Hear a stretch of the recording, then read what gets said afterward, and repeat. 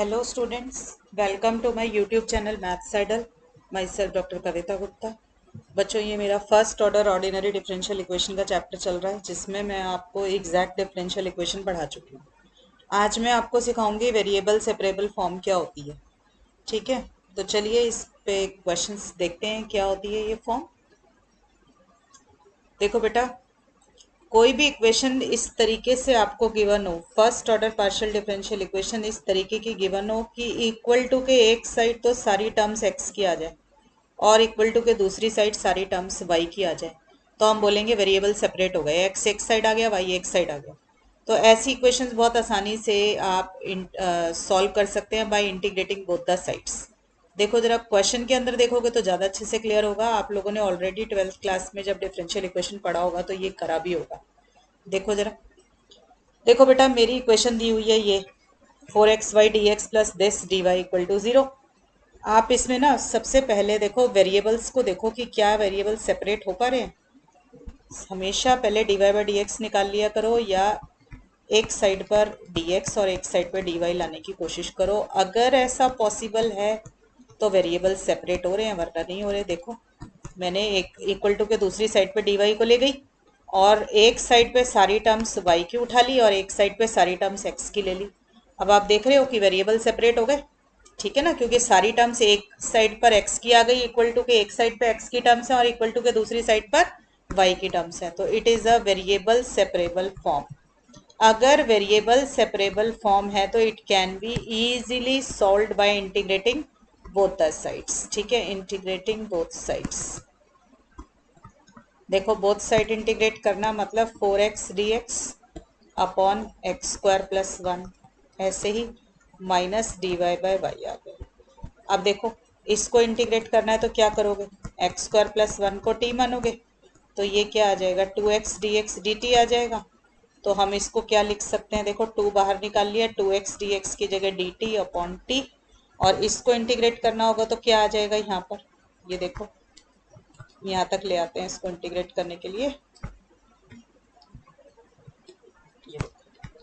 Minus बाहर D Y का log Y, constant लेना है इंटीग्रेशन का, कांस्टेंट ऑफ इंटीग्रेशन। ठीक है, तो मेरे पास क्या आ गया, 2 log t is equal to minus log y. जब बेटा सारी टर्म लॉग लॉग की दिखाई दे रही हो ना तो कांस्टेंट भी लॉग का फॉर्म का ही ले लो, लॉग सी, क्योंकि c अगर कांस्टेंट है तो log c भी कांस्टेंट है, तो जब सारे लॉग लॉग दिखाई दे रहे हो तो कांस्टेंट भी लॉग की फॉर्म का ही ले लेना चाहिए। ठीक है, अब t की वैल्यू डाल दो। t की वैल्यू क्या थी मेरे पास, एक्स स्क्वायर प्लस 1, तो मेरे पास ये आंसर आ गया। ठीक है, इसको देखो मैं कैसे सॉल्व कर सकती हूँ। आपको लॉग की प्रॉपर्टी मालूम है ना कि अगर पावर बाहर है तो ऊपर चली जाएगी। ठीक है, इस लॉग वाई को उठा के इधर की साइड ले आए तो मेरे पास ये आ गया। तो मेरे पास क्या आ गया, आपको पता है लॉग ए प्लस लॉग बी क्या होता है, लॉग ए बी। ठीक है, तो मेरे पास ये आ गया, मैंने ये प्रॉपर्टी यूज करी है, log A plus log b is equal to log A b, और एक मैंने प्रॉपर्टी यूज करी है log x to the power m हो तो एम लॉग एक्स होता है। ठीक है, दोनों साइड पे लॉग लॉग था तो वो कट गया, तो मेरे पास आ गया ये। तो मेरा सॉल्यूशन ये निकल कर आया where c is a constant. तो देखा बेटा, अगर वेरिएबल सेपरेट हो जाए तो क्वेश्चन कितनी आसानी से सॉल्व हो जाता है। ठीक है, चलो एक और क्वेश्चन देखते हैं हम। देखो 2r s square plus 1 dr plus r4 plus 1 ds equal to 0। ठीक है, ये है। अब देखो बेटे, ये ना आर एस ये हमें बड़ा तंग करते हैं, हमें तो एक्स वाई में क्वेश्चन देखने की आदत है। तो जब आर और एस में ऐसे किसी और वेरिएबल में दिख रहा हो ना तो पहले क्वेश्चन को ना अपनी कंफर्टेबल फॉर्म में ले आया करो। देखो आपकी मर्जी, आप आर को एक्स पे ले जाओ और एस को वाई पे ले जाओ, तो क्वेश्चन किस में कन्वर्ट हो गया, 2x y square plus 1 d x plus x to the power 4 plus 1 d y equal to 0। Question जो है अपनी नॉर्मल फॉर्म में कन्वर्ट हो गया। अब ये देखने में हमें अच्छा लग रहा है, हमें समझ भी आ रहा है कि क्वेश्चन कैसे सॉल्व किया जा सकता है ना।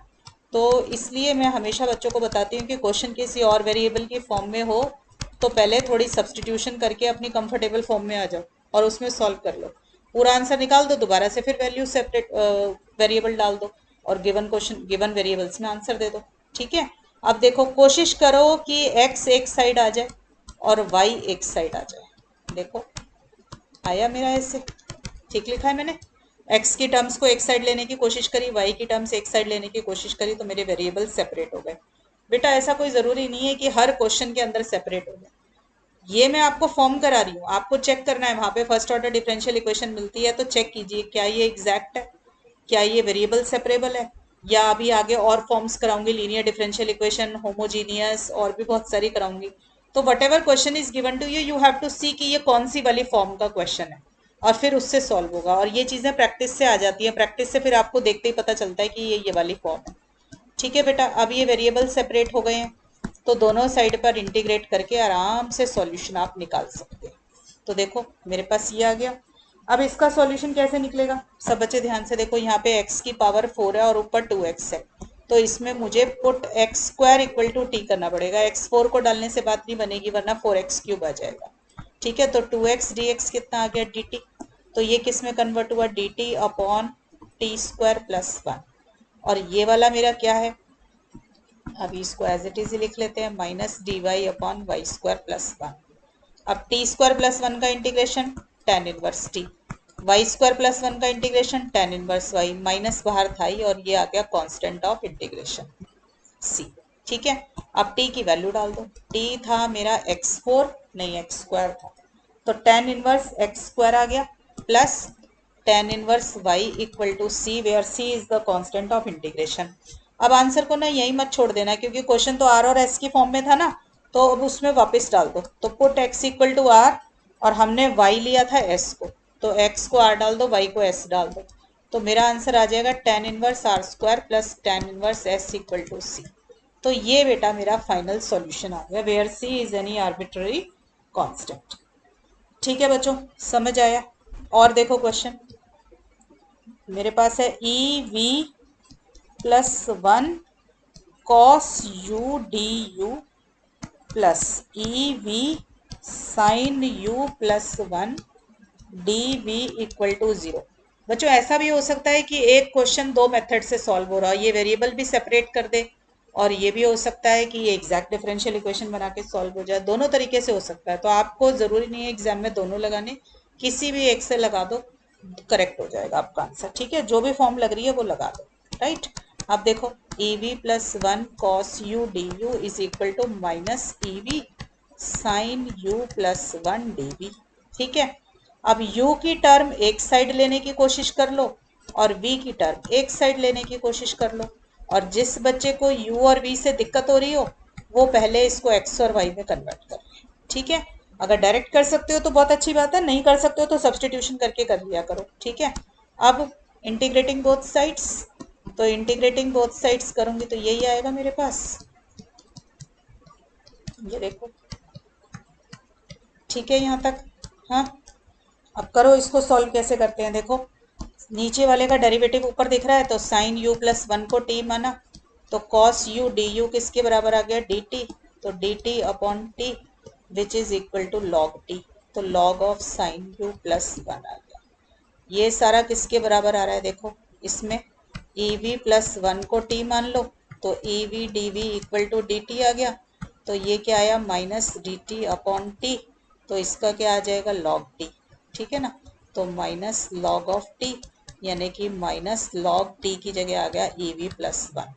तो मेरा सॉल्यूशन क्या निकल कर आया बेटा, log of sine U plus 1 is equal to minus of log E V plus 1 plus some constant. जब सारे लॉग आ रहे हो तो हमने इसको भी लॉग लिया, ये लॉग ना नेचुरल लॉग ही है, एल एन ही होगा। ठीक है, मैंने चाहे लॉग लिख दिया, ये log to the base E है, तो मेरे पास ये आ गया sine U plus 1 log E V plus 1, और कांस्टेंट वाले को अलग छोड़ दिया करो। ठीक है, अब लॉग ए प्लस लॉग बी किसके बराबर होता है, लॉग ए बी, तो sine u plus 1 E V plus 1 equal to log of c। ठीक है, लॉग से लॉग दोनों साइड कट गया, तो मेरे पास आ गया दिस। ठीक, अब क्वेश्चन u और v की फॉर्म में ही था, तो मेरा आंसर भी यही है। Right, where c is the constant of integration. Clear हो गया बच्चों? Where C is the constant of integration. All right class, तो ये थे आपके 2-3 क्वेश्चंस इसके ऊपर। और देखो, इनिशियल वैल्यू प्रॉब्लम अगर दे रखी हो तो कैसे सॉल्व होनी है। देखो, solve the initial value problem. Initial value problem का मतलब ये होता है बेटा कि इसमें आपको कोई कंडीशन भी गिवन होगी, इनिशियल कंडीशन, उस कंडीशन का इस्तेमाल करके आप ये जो आर्बिट्ररी कांस्टेंट हमारा आता है, कांस्टेंट ऑफ इंटीग्रेशन, उसको रिमूव कर सकते हैं। ठीक है, तो देखो वो कंडीशन मुझे क्या मिली हुई है, y-3 इक्वल टू -1। ये है मेरी इनिशियल कंडीशन, जिसकी वजह से इस क्वेश्चन को हमने इनिशियल वैल्यू प्रॉब्लम बोल दिया। और इसका मीनिंग क्या होता है? इट मीन्स दैट जो ब्रैकेट के अंदर लिखा है वो तो वैल्यू होती है इंडिपेंडेंट वेरिएबल की। इंडिपेंडेंट वेरिएबल x है तो x की वैल्यू है, और जो इक्वल टू के बाद लिखी हुई है वो y की वैल्यू है। तो इसका मतलब है y at x equal to -3 is -1। ठीक है, ये है मेरे पास। अब देखो, मेरे को गिवन क्वेश्चन ये दे रखा है, मैंने इक्वल टू के इधर की तरफ ले गई। पहले मैंने कोशिश करी कि वेरिएबल सेपरेट हो रहे हैं या नहीं हो रहे हैं। ठीक है, अब x एक साइड रखने की कोशिश करो और y को एक साइड रखने की कोशिश कर लो। ठीक है, तो वेरिएबल तो मेरे आराम से सेपरेट हो गए, है ना। तो अब क्या करोगे, वेरिएबल सेपरेट हो गए तो you have to integrate on both the sides.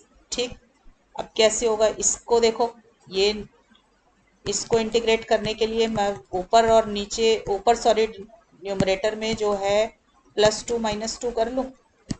ठीक लग रहा है? तो ये क्या होगा, अब न्यूमरेटर को ब्रेक करो, y+2 अपॉन y+2, 1 आ गया, minus minus +2 dy upon y+2 कर सकती हूँ। मैंने न्यूमरेटर को ब्रेक किया है ऐसे, y+2 एक साइड रखा, नीचे y+2 डिनोमिनेटर लिया और -2 के साथ उसको किया। ठीक है, और इसका क्या है, इसको मैं अभी तो एज इट इज कॉपी कर लेती हूँ, नेक्स्ट स्टेप में इकट्ठा इंटीग्रेट कर दूंगी। ठीक है, अब इसका इंटीग्रेशन क्या आएगा, log x+4 और इसका -y+2 log y+2। ठीक है, साथ में क्या आएगा, कांस्टेंट ऑफ इंटीग्रेशन यानी कि log c।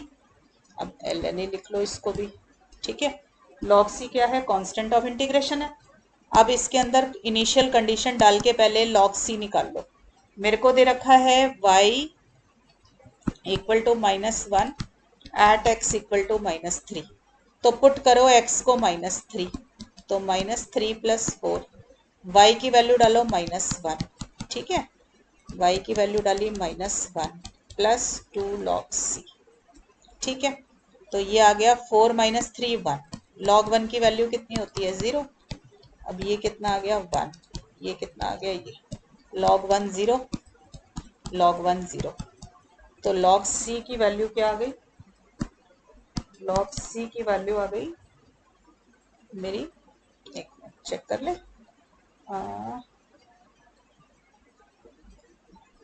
log c की वैल्यू -1 आ गई। ठीक है, अब put log c equal to -1 in जो हमारी इक्वेशन थी ना ऊपर, उसमें डाल दो, ये वाली जहां पे हमने इनिशियल कंडीशन डालने से पहले वाली जो इक्वेशन होगी ना उसमें डालना है। ठीक है, तो put log c equal to -1 in first equation. तो मेरा क्या आ जाएगा, log x+4 equal to -y+2 log y+2 plus log c की वैल्यू -1। ठीक है, तो मेरा सॉल्यूशन आ गया log x+4। अब log वाली टर्म इकट्ठी कर लेते हैं, -2 log y+2 equal to -y-1। ठीक है, तो log x+4 और इसको लिख दूंगी log y+2 का स्क्वायर -y-1। अब log की प्रॉपर्टी है कि माइनस हो रहे हैं तो डिवाइड हो जाएंगे नंबर, तो ये हो गया ये। ठीक है, इसको ऐसे भी कर सकती हूँ। तो x+4 अपॉन y+2 का होल स्क्वायर, जब log दूसरी साइड जाता है तो क्या बन जाता है, e की पावर। तो मेरे पास आ गया e की पावर -y+1 और ये आ जाएगा। ठीक है, so this is the required solution of the given differential equation. ठीक है बच्चों, और देखो एक बहुत अच्छा क्वेश्चन कराती हूँ आपको। 1 plus X square plus Y square plus X square Y square. हर अच्छी बुक में ये क्वेश्चन देखने को मिल जाता है बेटा। ठीक है, देखो अभी तो देखने से लग रहा है कि वेरिएबल सेपरेट नहीं हो रहे, है ना। प्लस पर ये देखो, थोड़ा सा ध्यान दोगे ना तो वेरिएबल बड़े आराम से सेपरेट हो जाएंगे। देखो लास्ट की ये जो दोनों टर्म्स है इसमें से वाई स्क्वायर कॉमन निकाला तो ये आ गया, राइट। तो मेरे पास क्या आया, X Y D Y by D X equal to 0। अब ये क्या आ जाएगा, 1 plus X square 1 plus Y square, factorize हो गया। ठीक है, ये आ गया। अब मैं इसको भी ना इक्वल टू के दूसरी साइड ले जाती हूँ, ये आ गया। अब देखो ये अंडर रूट जो के अंदर जो दो टर्म्स हैं, रूट ए रूट बी होता है ना, मैंने वो वाली प्रॉपर्टी यूज करके ऐसे लिख लिया। अब देखना जरा, एक्स एक साइड आ जाएगा और वाई एक साइड आ जाएगा। वाई की टर्म्स को एक साइड उठा ले, एक्स की टर्म्स को एक साइड। देखो क्वेश्चन देखने में लग रहा था कि वेरिएबल सेपरेट नहीं होंगे, पर कितने आराम से वेरिएबल सेपरेट हो गए आपके, हो गए ना। ठीक है, तो अब इसको आप लोग दोनों साइड पे इंटीग्रेट करके बड़े आराम से आप इसको सॉल्व कर सकते हैं। ठीक है, तो देखो जरा कैसे सॉल्व होगा। ये देखो, इंटीग्रेटिंग बोथ साइड्स, ये आ गया minus Y upon under root 1 plus Y square D Y. Clear हो गई? ठीक है, यहाँ तक बात। देखो इसको कैसे सॉल्व करें। 1 प्लस एक्स स्क्वायर को टी स्क्वायर डालो तो क्या आ रहा है, 2x dx 2t dt आ गया, यानी कि x dx क्या आ गया, t dt। तो ये किस में कन्वर्ट हो जाएगा, देखो 1 प्लस एक्स स्क्वायर का अंडर रूट लेंगे तो t, dx की जगह t dt अपॉन x, और वो dx अपॉन x में ही चला गया है ना, नहीं एक्स स्क्वायर बनाने नीचे डिनोमिनेटर में, तो टी स्क्वायर माइनस 1 यही आएगा। सब बच्चे ध्यान से देख लो। ठीक है, ऐसे इसको देखो जरा, 1 प्लस वाई स्क्वायर को अगर मैं टी मान लूँ तो 2y डी वाई किसके बराबर है, डी टी। ठीक है, तो ये क्या बन जाएगा मेरा, माइनस वाई डी वाई की जगह डी टी अपॉन 2 और 1 प्लस वाई स्क्वायर की जगह। ठीक है, तो देखो जरा इसको अलग डिफरेंट इंटीग्रेट कर लो, इसको अलग, ये बन गया T square D T upon T square minus 1 which can be written as minus 1 plus 1। ठीक है, ये आ गया। पहले अलग अलग कंसीडर करके ना सॉल्व कर लेना। अब ये देखो न्यूमरेटर को ब्रेक कर लो तो ये आ जाएगा। ठीक है, अब 1 का इंटीग्रेशन टी, और ये कौन सी फॉर्म आ गई, एक्स स्क्वायर माइनस ए स्क्वायर, तो इसका क्या होता है 1/2 ए की वैल्यू 1 आ गई, लॉग एक्स माइनस ए अपॉन एक्स प्लस ए, यही होता था ना इसका इंटीग्रेशन। तो इसका तो ये इंटीग्रेशन आ गया। अब t की वैल्यू सब्सटीट्यूट कर दो, t क्या था मेरा 1 प्लस एक्स स्क्वायर का under root plus 1/2 log 1 plus X square का अंडर रूट माइनस 1 और 1 प्लस एक्स स्क्वायर का अंडर रूट प्लस 1। ये तो इसका आ गया बेटा, ये वाला। ठीक है, मैंने लिख दिया यहाँ पे कंसीडर LHS। अब यहाँ पे देखो RHS किसके बराबर आएगी, ये RHS है आपकी। ठीक है, -1/2 डी की पावर -12 dt। ठीक है, इसका इंटीग्रेशन क्या होगा बच्चे, -12 प्लस 1 अपॉन -12 प्लस 1, तो -1/2 नीचे आ गया हाफ और ऊपर आ गया, ये आ गया, हाफ से हाफ कट गया तो -√t। ठीक है, और t क्या था मेरा, इसके अंदर हमने t माना था 1 प्लस वाई स्क्वायर। ठीक है, ये आ गया। तो इसका मतलब अब मेरा फाइनल सॉल्यूशन क्या आया बेटा, देखो राइट साइड लेफ्ट साइड तो ये आ गई। ठीक है, 1 plus X square plus 1, left side तो ये आ गई, और राइट साइड थी मेरी ये, जो कि इधर आके ऐड हो जाएगी, इक्वल टू कांस्टेंट। कांस्टेंट क्या है, कांस्टेंट ऑफ इंटीग्रेशन। ठीक है बच्चों, तो ये मेरा इसका सॉल्यूशन निकल कर आ जाएगा। सब बच्चों को समझ आ गया? अच्छा क्वेश्चन था बेटा, ऑलमोस्ट हर बुक में देखने को मिल जाता है ये क्वेश्चन आपका। So this is how variable separable form can be done. ठीक है, अब नेक्स्ट लेक्चर में आपको सिखाऊंगी कि होमोजीनियस फॉर्म को कैसे सॉल्व करते हैं। क्लियर? टिल देन बच्चों पढ़ाई करते रहें, ऑल द बेस्ट।